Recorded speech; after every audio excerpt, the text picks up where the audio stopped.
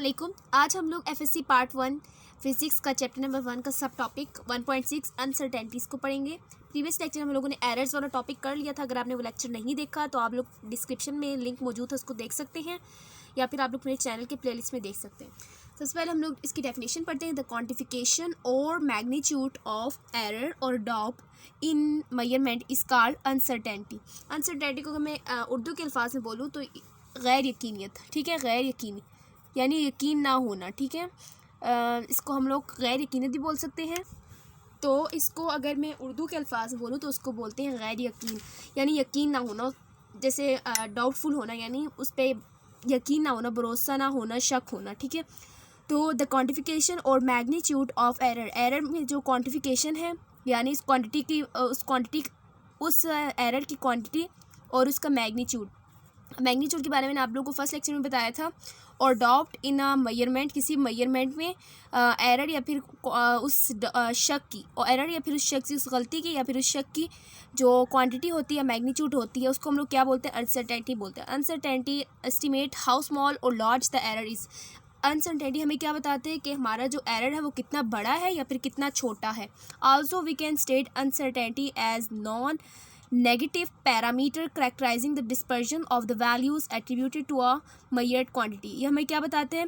एक non negative parameter जो हमें क्या बताता है? डिस्पर्जन ऑफ वैल्यूज़ कितना फैला हुआ है, एट्रीब्यूटेड टू मेजर्ड क्वांटिटी, जो कि मेजर क्वांटिटी के यानी मेजर क्वांटिटी से जितना छोटा है वो कितना फैला हुआ है, और जो कितना बड़ा है वो कितना फैला हुआ है, ठीक है, जो बड़ा है।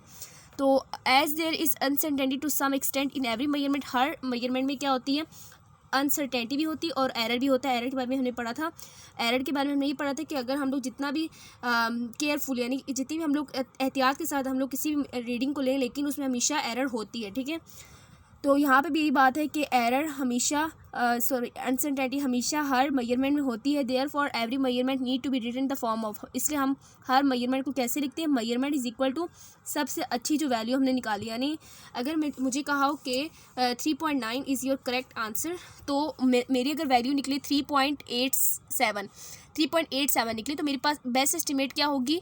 बेस्ट एस्टिमेट मेरे पास 3.87 ही होगी।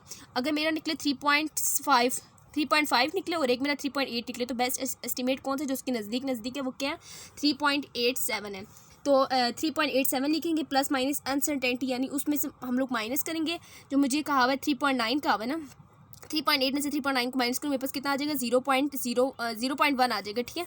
0.1 प्लस माइनस साइन के साथ उसको हम लोग अनसर्टेनिटी को साथ लिखते हैं, यानी जितना हमें उस पर शक होता है उस वैल्यू को हम लोग साथ ही प्लस माइनस के साइन के साथ लिखते हैं। तो अब चलते हैं नेक्स्ट पेज की तरफ। तो स्टूडेंट्स यहाँ पे हमें एग्जाम्पल गिवन है। For example a measurement of 5.02 plus 0.02 grams means that the experimenter is confident that the actual value for the quantity being measured lies between 5.05 in example 5.02 minus 0.02 in and 5.09। अगर मैं आप लोगों को इसको बताऊं तो ये हमें कहा हुआ है कि अगर मेरे पास एक मेजरमेंट है 5.02, 5.07 और 0.02 गिवन है, और ये हमारे पास एक जो एक्सपेरिमेंट करने वाला है उसने हमें ये वैल्यू बताई है, वो कॉन्फिडेंट है अपनी इस वैल्यू के बारे में कि ये मेरा बिल्कुल ठीक है। तो इसका क्या मतलब है? मैं इन दोनों को ऐड करूँ, मेरे पास एक बार क्या आएगा? 5.09 आएगा, और इन दोनों को जब मैं सब्ट्रैक्ट करूँगी, हमने क्या पढ़ा है अभी? प्लस माइनस साइन के साथ पढ़ा है ना। एक बार हमने प्लस किया, प्लस करने से 5.09 आएगा जो कि यहाँ पे गिवन है, जिसको ऐड करने से आ रहा है, और एक बार जब मैं माइनस करूँगी तो 5.05 आ रहा है। इसका क्या मतलब है कि 5.05 और 5.09 के दरमियान में इसकी वैल्यू लाई करती है। अगर इसको आप लोग पढ़ें तो ये यहाँ पे यही लिखा हुआ है, the uncertainty is the experimenter's best estimate of how far an experimental quantity might be from the true value। तो अनसर्टेनिटी को हम लोग क्या बोल सकते हैं कि एक्सपेरिमेंटर की जो बिल्कुल एग्जैक्ट फाइंड की हुई वैल्यू होती है ना, वो हमारे पास ट्रू वैल्यू से कितनी फार होती है, उसको हम लोग कितनी दूर होती है, उसको हम लोग अनसर्टेनिटी बोलते हैं। टाइप्स ऑफ अनसर्टेनिटी, इसकी दो मेन टाइप्स हैं जिसको हम लोग डिस्कस करेंगे। अनसर्टेनिटी के हमारे पास हमारे कोर्स में गिवन दो टाइप्स हैं। एक को हम लोग बोलते हैं एब्सोल्यूट और एक को बोलते हैं परसेंटेज, ठीक है, परसेंटेज अनसर्टेनिटी, और एक हम लोग बोलते हैं एब्सोल्यूट अनसर्टेनिटी, ठीक है। एब्सोल्यूट अनसर्टेनिटी को हम लोग का इसके सिंबल कैसा है कि इसका डेल्टा होता है, और इसका जो हमारे पास सिंबल है वो ईटा है, ठीक है, ई, स्मॉल ई हमारे पास गिवन है। और इसकी हमारे पास यूनिट कैसी होती है? इसकी यूनिट सेम होती है एज क्वांटिटी एज क्वांटिटी। और परसेंटेज में आप लोगों को बात याद रखनी है कि जब हम परसेंटेज हमारी फाइंड आउट करते हैं तो उसमें हमारे पास हमारी जो फाइंड आउट की हुई वैल्यू है उसके साथ परसेंट का साइन भी आता है, जिसको हम लोग फ्रैक्शनल फॉर्म में कन्वर्ट करते हैं। इसके बारे में अभी हम लोग पढ़ेंगे साथ ही। तो उसके बाद जो हमारे पास परसेंटेज की है उसके हमारे पास कोई भी यूनिट नहीं है, ये बात याद रखनी। दोनों में डिफरेंस, एक में हमारे पास शो सिंबल कैसे है डेल्टा है, और एक में हमारे पास ईटा है, और एक में हमारे पास क्वांटिटी की जो यूनिट होती है एस क्वांटिटी की जो यूनिट होती है वही हमारे पास एब्सोल्यूट अनसर्टेनिटी की यूनिट होती है। और जो हमारे पास परसेंटेज अनसर्टेनिटी है इसके लिए हमारे पास कोई खास यूनिट नहीं है, इसलिए हम लोग लिख सकते हैं नो यूनिट्स। ओके, अब यहाँ पे यही बात गिवन है, there are two main types of uncertainties. Absolute uncertainty is denoted by the symbol delta and has the same unit as the quantity. Relative और परसेंट, इसको हम लोग रिलेटिव बोलते हैं, परसेंट भी बोलते हैं, is denoted by the symbol eta and has no unit. To convert back and forth between the two types of uncertainty consider the following example. अब इन दोनों टाइप्स की हमें दोनों को कभी परसेंट में कभी किया, एक में परसेंट में किया हुआ है और एक में हमारे पास एब्सोल्यूट में किया हुआ है। इन दोनों को हम लोग इन्होंने करके बताया हुआ है, जो मैं आप लोग को साथ ही समझाऊंगी। अभी हमारे पास एम गिवन है, यानी मैथ्स गिवन है। Maths equal to 3.3 plus minus 0.2 kg, 3.3 kg plus minus 6.1%। तो स्टूडेंट्स यहाँ पे मैंने जो बुक में गिवन एग्जांपल है उसको मैंने लिख लिया। M equal to 3.3 plus minus 0.2, हम लोग कोई भी नंबर सपोज कर सकते हैं, लेकिन मैं आपको आपकी बुक के मुताबिक करवा रही हूँ। तो सबसे पहले हमारे पास ये जो गिवन है, ये जो गिवन फॉर्म में हमारे पास क्या है, ये हमारे पास रिलेटिव या सॉरी एब्सोल्यूट अनसर्टेनिटी है, क्योंकि इसकी जो अनसर्टेनिटी, इसको बोलते हैं अनसर्टेनिटी, ठीक है। इसकी जो यूनिट है वो एज सेम एज क्वान्टिटी, यानी जो 3 मैथ्स की यूनिट क्या है, kg है ना, तो इस 0.2 का भी यूनिट क्या होगा, kg ही होगा। तो अभी मैंने आप लोगों को जो ऊपर बात बताई वो यही बात थी। अब स्टूडेंट्स मैंने आप लोगों को भी बताया कि मैं परसेंटेज में कन्वर्ट करने वाला मेथड आप लोगों को बताऊंगी। तो अगर आप लोग वहाँ पे देखें, आप लोग बुक में गिवन है 6.1% गिवन है ना, इन्होंने आपको मेथड नहीं बताया हुआ। सो अगर आप लोग यहाँ पे देखें तो यहाँ पे मैंने आप लोगों को पहले बताया है कि परसेंटेज अनसर्टेनिटी की कोई भी यूनिट नहीं होती, नो यूनिट। क्यों यूनिट नहीं है, क्योंकि परसेंट में हमेशा किसी भी कोई भी यूनिट नहीं थी, बस उसके साथ हम लोग एक सिंबल लगाते हैं जिसको हम लोग इस तरह शो करते हैं, जो आप लोगों को पता है। अब स्टूडेंट्स यहाँ पे मेथड देखें, 0.2 हमारे पास गिवन था, ये वाला, इसी को मैंने देखा है 0.2 डिवाइडेड बाय 3.3 मल्टीप्लाई बाय 100%। में हम लोग करने के लिए हम लोग क्या करते हैं, 100 से मल्टीप्लाई करते हैं ना, तो लेकिन हम लोग 0.2 को डिवाइड करेंगे 3.3 से, मल्टीप्लाई करेंगे 100 से।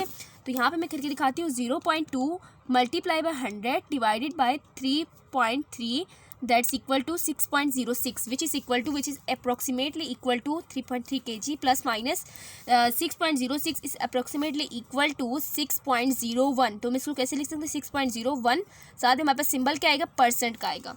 तो स्टूडेंट्स अभी हमने जो ऊपर लाइन पढ़ी है, to convert back and forth between the two types of uncertainties consider the following example. इसी एग्जांपल को आप लोग देख सकते हैं। कभी हमने एक में हमने क्या किया है, एब्सोल्यूट अनसर्टेनिटी में लिखा है मेजरमेंट को, और एक बार हमने मैथ्स को परसेंटेज अनसर्टेनिटी में लिखा है, और इसका मेथड भी मैंने आप लोगों को बता दिया। अब इसी के नीचे आप लोगों के लिए गिवन है कि the absolute uncertainty is delta M. इसको हम लोग किससे शो करते हैं, डेल्टा एम से, which is equal to 0.2 kg। 0.2 kg is the absolute uncertainty and its unit is same as that of quantity. तो आप लोग यहाँ पे देख रहे हो कि 0.2 के साथ kg लिखा हुआ है, और इसकी भी मैथ्स की भी हमारे पास यूनिट क्या होता है, kg होता है। तो इसको भी इन्होंने 0.2 निकालने का मेथड बताया हुआ, 6.1 डिवाइडेड बाय 100 मल्टीप्लाई बाय 3.3। तो अगर आप लोगों ने जो अभी मेथड किया है ना कि 0.2 डिवाइडेड बाय 3.3 मल्टीप्लाई बाय 100, इसी को अपोजिट करें, यानी 3.3 को ऊपर ले जाए, 100 को नीचे ले आए, तो आप लोगों के पास 0.2 kg आ जाएगा। परसेंट में नहीं आएगा, kg में आएगा। लेकिन जब आप लोगों ने परसेंटेज में लाना है तो आप लोग क्या करते हैं, 0.2 डिवाइडेड बाय 3.3 मल्टीप्लाई बाय 100 से मल्टीप्लाई करेंगे तब हमारा परसेंट में निकलेगा, और वो क्या निकलेगा, 6.1%। तो उम्मीद करती हूँ यहाँ तक तो बात आप लोगों को समझ आ गई होगी। नीचे हमारे पास एक हेडिंग गिवन है, indicating uncertainty calculations a numeric measure of confidence in a measurement और result is known as uncertainty. अब मैंने डेफिनेशन इसकी बताई है आप लोगों को। A lower uncertainty indicates greater confidence, यानी जिसमें हमारे पास गैर यकीनियत की वैल्यू बिल्कुल कम होगी, वो हमें क्या शो करेगी कि वो वैल्यू उतनी ही कॉन्फिडेंस है, यानी उतनी ही बहुत अच्छी है। Uncertainties are usually express by using statistical method. इसकी एक मेथड गिवन है जो आके आप लोगों के नेक्स्ट पेज में अभी स्टार्ट करते हैं। नाउ स्टूडेंट्स सबसे पहले पहला मेथड है सम और डिफरेंस। एब्सोल्यूट अनसर्टेनिटीज को हम लोग कैसे सम और डिफरेंस कर सकते हैं। तो सबसे पहले यहाँ पे गिवन है एब्सोल्यूट ब्लू में जो गिवन है उसको आप लोगों ने अपने माइंड में रखना है। Absolute uncertainties are added. हमेशा ये बात याद रखनी कि जब भी सम और डिफरेंस हो, यानी प्लस हो माइनस हो, कभी भी आप लोगों ने एब्सोल्यूट अनसर्टेनिटी को माइनस नहीं करना, डिफरेंस लिखा हुआ है तो माइनस कर दे, नो। हमेशा आप लोगों ने ऐड करना है, चाहे सम हो या फिर डिफरेंस हो। Okay, suppose two physical quantities A and B have measured values. अब ये आप लोगों ने देखना है साथ साथ। अब स्टूडेंट्स यहाँ पे मैं आप लोगों को साथ साथ बताऊंगी। अब सपोज करते हैं हमारे पास दो फिजिकल क्वांटिटीज़ हैं, ठीक है। लेट्स सपोज हमारे पास दो फिजिकल क्वांटिटीज़ है। मैं आप लोगों को आपकी बुक के मुताबिक करा रही हूँ। क्वांटिटीज़, हमारे पास दो फिजिकल क्वांटिटीज़ है। लेट सपोज, लेट लिख लेती हूँ मैं यहाँ पे, दो फिजिकल क्वांटिटीज़, एक हमारे पास है ए और ए के लिए हमारे पास क्या है major value A plus minus delta A. अब मैंने डेल्टा ए क्यों लिखा, अभी मैंने आप लोगों को जो डेफिनेशन बताई है एब्सोल्यूट अनसर्टेनिटी के बारे में हम लोग पढ़ रहे हैं। तो एब्सोल्यूट अनसर्टेनिटी में हमारे पास उसका सिंबल क्या होता है, डेल्टा होता है, हमने ये भी पढ़ा है। और जो हमारे पास सेकंड वैल्यू है B, second physical quantity B है, उसको मैं कैसे शो कर देती हूँ, प्लस माइनस डेल्टा बी। यानी पहले हमारे पास बी मैंने एज इट इज उतार लिया और उसके बाद डेल्टा बी जो हमारे पास एब्सोल्यूट अनसर्टेनिटी है। उसके बाद आगे हम लोग पढ़ते हैं कि यहाँ पे हम लोग बुक भी साथ रखते हैं। हमें यहाँ पे गिवन है कि delta A and delta B are their absolute uncertainties. The following steps are followed for the result Z equal to Z plus minus delta Z in their sum and difference. उनके sum और difference में हमारे पास इस तरह के ये answer लाने के लिए हमें ये स्टेप फॉलो करने पड़ेंगे। सबसे पहले सम के लिए सम फॉर सम, अभी मैं पहले सम कराऊंगी, इसके बाद साथ डिफरेंस करवाऊंगी। तो सम के लिए हमारे पास लेट कर लेते हैं, जेड इक्वल टू लेट। अब इन दोनों को ऐड करने से ना मैं आपको एक नंबर दे देती हूँ, मैं इसको दे देती हूँ C equal to A plus B. ठीक है, C equal to A plus B. अब मैंने थोड़ा बुक से नेम हटा के लिखा, इससे परेशान नहीं होना आप लोगों ने। तो C equal to A plus B, यानी मैंने सी वैल्यू निकाली ना। अब मेरा आंसर क्या निकलना चाहिए, C plus minus delta C निकलना चाहिए। C equal to C plus one, मैंने ये आंसर निकालना है। जबकि मैं लिख देती हूँ सी किसके बराबर है, एब्सोल्यूट अनसर्टेनिटीज आर एडिड। तो सबसे पहले हम लोग इन न्यूमेरिक इस वैल्यूज़ को जो हमारे पास बेस्ट एस्टिमेट वैल्यू है इनको मैं ऐड करूँगी। तो हम लोग यहाँ पे देखते हैं C plus minus delta C which is equal to A plus minus delta A. अब मैंने इन दोनों वैल्यूज़ की, यानी जो इन दोनों फिजिकल क्वांटिटीज़ थी ना, इन दोनों को ऐड करना है। ठीक है, और इन दोनों को ऐड करूँगी। एक ए हमारे पास कौन कौन सी टर्म्स हैं, A plus minus delta A है, और बी में मेरे पास कौन सी है, best estimate value plus minus absolute uncertainty plus minus delta B. ठीक है, उसके बाद आप लोगों ने क्या करना है कि मैंने अभी आप लोगों को बताया बेस्ट एस्टिमेट वैल्यूज़ को आप लोगों ने ऐड करना है, ए प्लस बी कर देंगे। और जो साथ ही हमारे पास गिवन है, और साथ ही हमारे पास क्या होगा कि जो हमारे पास एब्सोल्यूट अनसर्टेनिटी है ना, उनको हम लोग ऐड कर देंगे। ठीक है, क्योंकि ये ऐड वाला है, इसमें तो ऐड करना ही है, लेकिन सम में भी आप लोगों ने बात याद रखनी, सम में भी हमेशा ऐड होगा, कभी भी आप लोगों ने बाय मिस्टेक माइनस नहीं कर देना, दैट्स टोटली रॉन्ग। ओके, तो A plus B C plus minus delta C, मैंने ये फाइंड आउट करना है। अब इसको मैं सी कह देती हूँ, ये मेरे पास सी हो जाएगा क्योंकि मेरे पास बेस्ट एस्टिमेट वैल्यू है और यहाँ पास एब्सोल्यूट अनसर्टेनिटी ऑफ सी की एब्सोल्यूट अनसर्टेनिटी है। ठीक है, फिजिकल क्वांटिटी ऑफ सी की एब्सोल्यूट अनसर्टेनिटी है।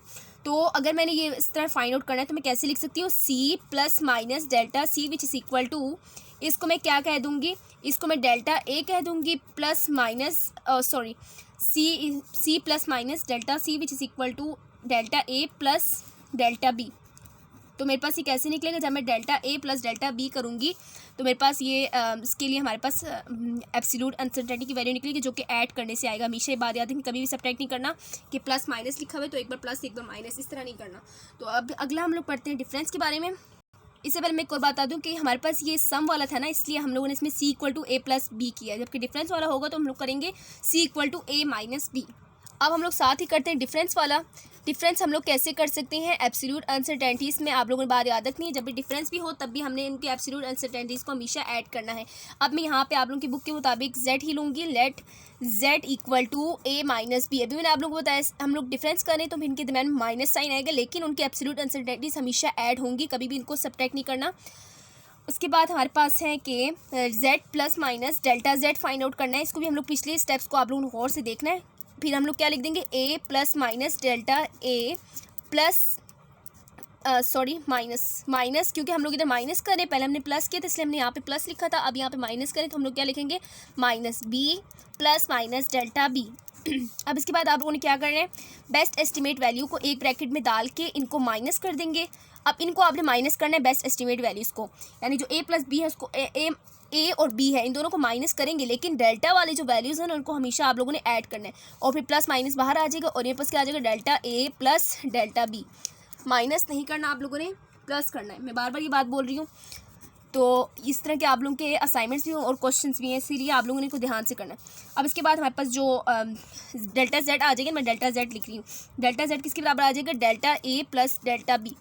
डेल्टा जेड निकालने के लिए मुझे क्या करना पड़ेगा, डेल्टा ए और डेल्टा बी को प्लस करूँगी तो मेरे पास क्या निकलेगा, डेल्टा जेड निकलेगा। तो मैं यहाँ पे बात दोबारा बता देती हूँ आप लोगों को। स्टूडेंट मैं आप लोगों को दोबारा बता देती हूँ, let Z equal to A minus B, because we have to difference between them, in so we write a minus b, note it we write it as A minus B. तो z equal to z plus minus delta z, यानी best estimate value of for z and absolute uncertainty for z which is equal to, अब मैं ए की जगह a physical quantity की जगह ए की values लिखूंगी, मेजरमेंट लिखूंगी ए प्लस माइनस डेल्टा ए, और फिर दरमियान में साइन माइनस ही रहेगा, आपने इसको प्लस में चेंज नहीं करना, B plus minus delta B. उसके बाद z plus minus equal to plus minus delta z equal to A minus B. इन दोनों को तो आपने माइनस करना है बेस्ट एस्टिमेट को, ठीक है, लेकिन आपने इसको और इसको जो डेल्टा ए और डेल्टा बी इन दोनों को हमेशा ऐड करना है। अब स्टूडेंट्स इन दोनों को मैं ऐड करूँगी तो मेरे पास क्या निकलेगा, डेल्टा z। सो मैं लिख सकती हूँ delta z is equal to delta A plus delta B. So students पीछे भी आप लोगों ने थोड़ी सी करेक्शन करनी है कि ये मेरे पास डेल्टा सी है, delta C is equal to delta A plus delta B. Now going towards book. तो स्टूडेंट्स आप लोगों ने यहाँ पे भी बुक पे भी थोड़ी करेक्शन करनी है। आप लोगों के पास जो यहाँ पे z plus minus delta z given है ना, उसको z को काट के सिर्फ आप लोगों ने लिखना है डेल्टा z, ठीक है। तो अब यहाँ से हम पढ़ना स्टार्ट करते हैं। Absolute uncertainties are added. उम्मीद करती हूँ कि बात आपको समझ आ गई होगी, मैं दोबारा पढ़ाना स्टार्ट करूँगी। So two physical quantities A and B have measured values a plus minus delta a, b plus minus delta b respectively, where delta a and delta b are absolute uncertainties. The following steps are followed for the result z plus minus delta z in their sum and difference. For sum, let z equal to a plus b and the measured values for a and b are delta a plus minus delta a and b plus minus delta a b. We have by division the, z plus minus delta z which is equal to a plus minus delta a plus b plus minus delta b. Z plus minus delta z which is equal to a plus b plus minus delta a plus delta b. So the maximum possible uncertainty in delta z is equal to delta a plus delta b. Next is difference. तो इसको भी आप लोगों ने बिल्कुल as it is करना है जिससे मैंने आप लोगों को समझाया। सो पॉइंट टू पॉन्डर, इसमें हमारे पास एरर और अनसर्टेनिटी के दौरान डिफरेंस बताया हुआ है। एरर गलती को बोलते हैं और अनसर्टेनिटी जब हम इस पर डाउटफुल हो तो उसको हम लोग क्या बोलते हैं, अनसर्टेनिटी बोलते हैं। It is important not to confuse the terms error and uncertainty. इन दोनों को कभी भी आपने कंफ्यूज नहीं करना। Error is the difference between the measured value and the true value. Error किसे बोलते हैं, किसी भी मेजर्ड वैल्यू यानी असली वैल्यू और उसके और जो हमने फाइंड आउट की उस वैल्यू के दरमियान डिफरेंस को of the thing being measured, जिसको हमने मेजर्ड किया हो। Uncertainty is quantification of the doubt about the measurement result. तो अनसर्टेनिटी कैसे फाइंड आउट करते हैं, जब हम लोग उस रिज़ल्ट में बिल्कुल हमारे पास थोड़ा सा डाउट होता है उसको हम लोग अनसर्टेनिटी बोलते हैं। तो उसकी जो क्वांटिटी होती है उसको हम लोग क्या बोलते हैं, क्वांटिटी ऑफ डाउट, इसको क्या बोलते हैं, अनसर्टेनिटी बोलते हैं। Whenever possible we try to correct for any known errors, for example by applying corrections up from calibration certificates, but any error whose value we do not know is a source of uncertainty. यानी जो ऐसी error जिसके हम लोग values को ना जानते हों तो वो क्या बन जाते हैं, वो हमारे पास सोर्स ऑफ अनसर्टेनिटी बन जाती है, यानी वो हमारे पास अनसर्टेनिटी के ज़रिया बन जाता है। लेकिन जिस हमारे पास जो पर्सनल एरर है ना, उसमें हमारे पास क्या था, सिस्टम का एक फॉल्ट होता है कि सिस्टम की कैलिब्रेशन हम लोग दोबारा से करेक्ट कर सकते हैं और फिर अपनी वैल्यूज़ को बिल्कुल करेक्ट निकाल सकते हैं। उसके बाद हम लोग चलते हैं नेक्स्ट पेज की तरफ। Now student, the next is product और quotient. Product means multiply and quotient means divide. Fractional uncertainties are converted into percentage uncertainties which are added. तो फ्रैक्शनल अनसर्टेनिटीज़ को यानी जो हमारे पास जो अभी हमने सिंपल पढ़ा है ना कि जो हमारे पास एब्सोल्यूट था उसको हम लोग परसेंटेज अनसर्टेनिटी में कैसे कन्वर्ट करते हैं, उसका मेथड मैंने अभी आप लोगों को अभी रिसेंटली पढ़ाया है। और उससे हम लोग क्या करते हैं कि परसेंटेज अनसर्टेनिटी को उसमें चेंज करते हैं और फिर परसेंटेज अनसर्टेनिटी को हम लोग क्या कर देते हैं, ऐड कर देते हैं। ये बात भी आपने याद रखी, percentage uncertainties which are added या फिर percentage uncertainties are added. So suppose two physical quantities A and B have measured values. इसमें भी हमारे पास बिल्कुल वही एग्जांपल है, respectively where delta A and delta B are their absolute uncertainty and delta A percent and delta B percent. अब यहाँ पे परसेंट का साइन है, सो इसका क्या मतलब है कि परसेंटेज अनसर्टेनिटी है, ठीक है। The following steps are followed for the result Z equal to Z plus minus delta Z is the product and quotient. So student, सबसे पहले हम लोग यहाँ पे प्रोडक्ट का करते हैं। प्रोडक्ट में हमने अभी पढ़ा है कि परसेंटेज जो हमारे पास रिलेटिव होता है ना, रिलेटिव अनसर्टेनिटी, उसको हम लोग क्या करते हैं, पहले उसको परसेंटेज अनसर्टेनिटी में कन्वर्ट करते हैं। उसका मेथड मैंने आप लोगों को अभी बताया।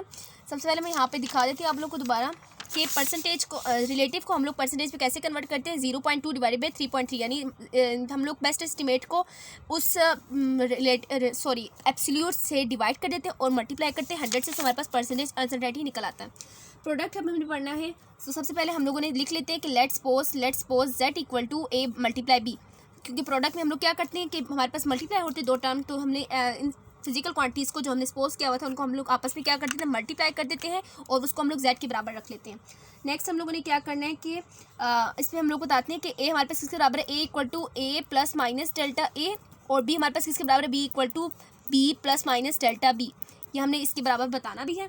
अब इसके बाद नेक्स्ट स्टेप में आप लोगों ने क्या करना है, मैंने अभी आप लोगों को बताया कि आप लोगों ने कन्वर्ट करना है। सबसे पहले कन्वर्ट करना है फ्रैक्शनल को, फ्रैक्शनल भी बोलते हैं और इसको एब्सोल्यूट भी बोलते हैं, ठीक है। फ्रैक्शनल अनसर्टेनिटी को किस में करना है, इनटू परसेंटेज में। परसेंटेज में आप लोग कर देंगे। उसके बाद आप लोगों के पास ऐसे कोई फॉर्म आ जाएगी z plus minus delta z which is equal to a plus minus delta a%। और उसके बाद हमारे पास यहाँ पे कोई दरमियान में साइन नहीं आएगा क्योंकि हमने इसको मल्टीप्लाई करें। मल्टीप्लाई में आप सिर्फ क्रॉस लगा दें बेशक, और b plus minus delta b%, क्योंकि हमने परसेंटेज में कन्वर्ट कर दिया फ्रैक्शनल को। सो हमारे पास इस तरह क्या आ जाएगा। उसके बाद हमने क्या करना है, मल्टीप्लाई करना है, multiply the product and add percentage uncertainty. अब हम लोग नेक्स्ट स्टेप में क्या करेंगे, मल्टीप्लाई करेंगे, मल्टीप्लाई बेस्ट एस्टिमेट वैल्यू, यानी उनके इस टर्म्स को हम लोग क्या कर देंगे, मल्टीप्लाई कर देंगे। मल्टीप्लाई करने से हमारे पास क्या आ जाएगा, ए बी आ जाएगा प्लस माइनस, और इनकी जो हमारे पास जो अनसर्टेनिटी है उनको हम लोग क्या कर देंगे, सिंपली ऐड कर देंगे, यानी delta A plus delta b% हमारे पास ये z plus minus delta z के बराबर आ जाएगा, ठीक है। हम लोगों ने भी पढ़ा है कि परसेंटेज अनसर्टेनिटी में हम लोग क्या करते हैं, उनके परसेंटेज अनसर्टेनिटी को हम लोग हमेशा ऐड करते हैं। सो हम लोग यहाँ पे सिंपली ऐड कर देंगे। यानी अगर आप लोग, मैं यहाँ पे सपोज करूँ एक नंबर 0.1 0.2, इन दोनों को मैं सिंपली ऐड कर दूँगी परसेंट, 0.1% 0.2% को ऐड करके 0.3% लिख दूँगी, ठीक है। So z plus minus delta z which is equal to delta A B plus minus delta z। तो इसको आप लोग इस तरह भी लिख सकते हैं, ठीक है स्टूडेंट्स।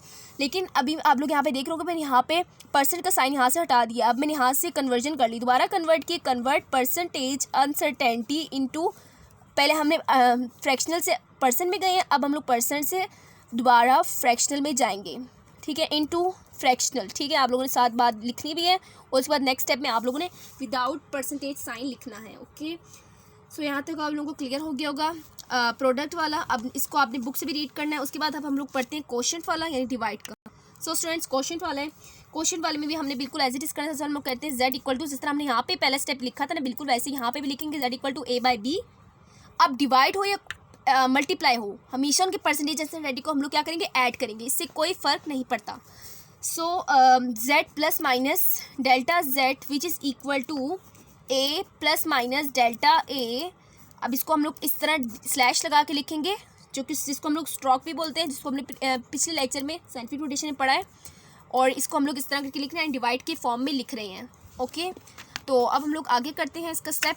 अगला स्टेप हमारे पास क्या होगा कि हम लोग इसमें भी यही बात करेंगे कि कन्वर्ट करेंगे फ्रैक्शनल को, फ्रैक्शनल को हम लोग कन्वर्ट करें। फ्रैक्शनल अनसर्टेनिटी आपने पूरा लिखना है, ठीक है। मैं यहाँ पे डॉट लगा रही हूँ, अनसर्टेनिटी इनटू परसेंटेज अनसर्टेनिटी, ठीक है, परसेंटेज अनसर्टेनिटी, ये आपने बात कंप्लीट लिखनी है।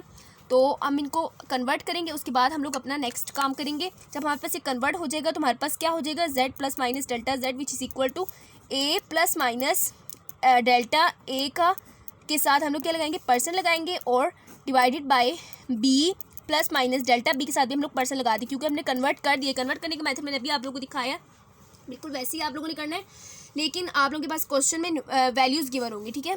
ये तो इन्होंने सिंपली एक जनरल फार्मूला बताया और जनरल लेटर्स बताए। तो उसके बाद आप लोगों ने क्या करना है, अभी आप लोगों ने पढ़ा है कि परसेंटेज अनसर्टेनिटी हमेशा ऐड होंगी, लेकिन जो उनका जो उनकी बेस्ट एस्टिमेट वैल्यू होगी ना, वो वही होगा जो हमारे पास हेडिंग होगी, यानी क्वोशंट है। तो इसको हम लोग बेस्ट एस्टिमेट वैल्यू को हम लोग क्या कर देंगे, सिंपली डिवाइड कर देंगे, ठीक है। a over b plus minus delta a percent plus delta b%। Simply हम इनके परसेंटेज अनसर्टेनिटी को ऐड कर रहे हैं, और इनके हमारे पास बेस्ट एस्टिमेट वैल्यू को हम लोग डिवाइड कर रहे हैं। जब हमारे पास ये हो जाएगा तो हमारे पास आंसर किस फॉर्म में आएगा, a over b plus minus delta a plus delta b, और बाहर में परसेंट लगा दूंगी। अब मैंने परसेंट को ख़त्म करना है, मैंने परसेंट में आंसर नहीं लाना है, मैंने किस में लाना है, फ्रैक्शनल में लाना है। तो कन्वर्ट कर दूंगी परसेंटेज अनसर्टेनिटी इनटू, इनको आप लोग ऐड कर देंगे तो आप लोग पास एक वैल्यू आएगी, जिसको आप लोग दोबारा परसेंटेज से हटा के आप लोगों ने फ्रैक्शनल में कन्वर्ट करना है, या फिर एब्सोल्यूट में कन्वर्ट करना है, ठीक है। जिस तरह हमारे पास ऊपर गिवन था ना, बिल्कुल वैसे ही करना है। सो स्टूडेंट्स यहाँ तक आप लोग कर लेंगे तो हमारे पास जो लास्ट फॉर्म होगा वो z plus minus z which is equal to a/b plus minus delta z, ठीक है, डेल्टा z ये लिखना है, ठीक है। लास्ट में आप लोगों को बात समझ आ गई होगी क्योंकि हमारे पास ये किसके बराबर है, डेल्टा z के बराबर है, और यहाँ पास a/b किसके बराबर है, z के बराबर है। तो हमारे पास ये फॉर्म लास्ट में आ गई है। उम्मीद करती हूँ ये वाला पोर्शन भी आपको समझ आ गया होगा। तो अब हम लोग लास्ट अपना टॉपिक करते हैं। लास्ट इसका जो सब टॉपिक है पावर वाला, उसको हम लोग करते हैं, वो भी बहुत ही आसान है, लेकिन आप लोगों ने इसके साथ असाइनमेंट्स की प्रैक्टिस करनी है। अब स्टूडेंट्स यहाँ पे आप लोगों को एक छोटा सा काम है कि आप लोगों ने यहाँ से लेकर यहाँ तक सारा रीड करना है, जो मैंने आप लोगों को स्टेप्स बताए हैं उन सबको फॉलो करना है, और अपने न्यूमेरिकल्स या फिर जो एग्जांपल्स आप लोगों को यहाँ पे गिवन है उनको आप लोगों ने सॉल्व करने की कोशिश करनी है। सो गोइंग टुवर्ड्स नेक्स्ट सब topic which is power. Percent uncertainty is multiplied by the power. ये आप लोगों को जो ब्लू हेडिंग्स गिवन है ना, जो ब्लू डार्क हुआ है, ये आप लोगों के लिए मेन बात है, इसको आप लोगों ने अपने माइंड में रखना है। Percent uncertainty is multiplied by the power. Percent uncertainty को उस पावर से मल्टीप्लाई करेंगे, यानी अगर मेरे पास पावर हो, अब मैं लेट्स सपोज मेरे पास यहाँ पे गिवन है 2% और उसके ऊपर पावर क्या गिवन है 2, तो 2 को 2 से मल्टीप्लाई कर दूँगी 4%, मेरे पास ये आंसर आएगा, ठीक है। इसका मतलब ये मैंने आप लोगों को जनरल बता दिया example. The result is converted back into fractional uncertainty which will gives absolute uncertainty by rounding off। सो इसके भी हमारे पास कुछ स्टेप्स हैं। लेट्स सपोज करते हैं z equal to a raise to power n। z हमारे पास किसी बराबर है, a raise to power n के बराबर है, and the measured values for a is equal to a plus minus delta a। ये हमारे पास बिल्कुल जनरल सी एग्जाम्पल गिवन है जो हमारे पास ऊपर थी। तो z plus minus delta z लिखना है, तो मैं क्या कर दूंगी a plus minus delta a। अब मैंने यहाँ पे एक पावर भी सपोज करनी, क्योंकि मैं पावर वाली टॉपिक की बात करी तो मैंने यहाँ पे पावर भी ली है। अब नेक्स्ट स्टेप में आप लोगों ने क्या करना है, कन्वर्ट करना है फ्रैक्शनल को दोबारा से परसेंट में, क्योंकि हमने कहा क्या कहा है भी परसेंट अनसर्टेनिटी, क्योंकि हमें परसेंट में चाहिए तो इसलिए हम इसको परसेंट में कन्वर्ट करेंगे फ्रैक्शनल को। उसका मेथड मैंने आप लोगों को बताया है। So square the term and percentage uncertainty with the power. अब हम लोग क्या करेंगे सिंपली कि इस टर्म का हम लोग स्केल, यानी जो पावर है ना, जो पावर को a के ऊपर भी ले आएंगे एक बार, यानी इस तरह लिख देंगे a raise to power n लिख देंगे, और साथ ही हम लोग क्या कर देंगे, इस पावर को मल्टीप्लाई कर देंगे परसेंटेज अनसर्टेनिटी से, ठीक है। इस तरह बात समझ आ गई। यहाँ पे आप लोग देखें अपने इसमें अपनी बुक पे देखें, तो यहाँ पे इधर आप ब्रैकेट लगा दें तो आप लोगों के लिए ज़्यादा क्लियर रहेगा। तो z plus minus delta z equal to a raise to power n। एक बार n की पावर को हम लोग एक बार n के a के ऊपर ले आए जो बेस्ट एस्टिमेट वैल्यू है, फिर प्लस माइनस लगाया, फिर n को मल्टीप्लाई किया डेल्टा a परसेंट से। सो हमारे पास क्या आ गया, n को मल्टीप्लाई करने से डेल्टा a से, तो हमारे पास ये जनरल हमें एग्जाम्पल गिवन है, तो इसलिए हम लोग यहाँ पे लिख देंगे n डेल्टा a परसेंट बाहर आ गया क्योंकि होल के साथ हो जाएगा, फिर परसेंट और a raise to power n convert back to fraction. अब इस परसेंट को दोबारा फ्रैक्शन में कर देंगे तो आप लोगों के पास आप लोगों का आखिरी आंसर आ जाएगा। तो स्टूडेंट्स आप लोगों ने स्टेप याद रखने हैं। सबसे पहले हम लोग फ्रैक्शनल से परसेंट में जाते हैं, फिर पावर वाले में फिर हम लोग क्या करते हैं, उस पावर को पहले बेस्ट एस्टिमेट वैल्यू के साथ यानी a के साथ लिखेंगे, a raise to power n लिखेंगे, plus minus n multiply a यानी डेल्टा a परसेंट से मल्टीप्लाई करेंगे, और फिर इस डेल्टा a परसेंट को दोबारा हम लोग फ्रैक्शनल में कन्वर्ट कर देंगे, और वो हमारा लास्ट आंसर होगा। उम्मीद करती हूँ लेक्चर आप लोगों को पसंद आएगा। लेक्चर थोड़ा सा लेंथी हो गया था, लेकिन आप लोगों ने इस लेक्चर से सीखना भी है और इसके एग्जाम्पल्स भी कंप्लीट करने हैं, और अपने दोस्तों के साथ भी शेयर करना ना भूलें, चैनल को भी सब्सक्राइब करने। मिलते हैं नेक्स्ट लेक्चर में एग्जाम्पल और इसी के असाइनमेंट्स के साथ, तब तक के लिए अल्लाह हाफिज़।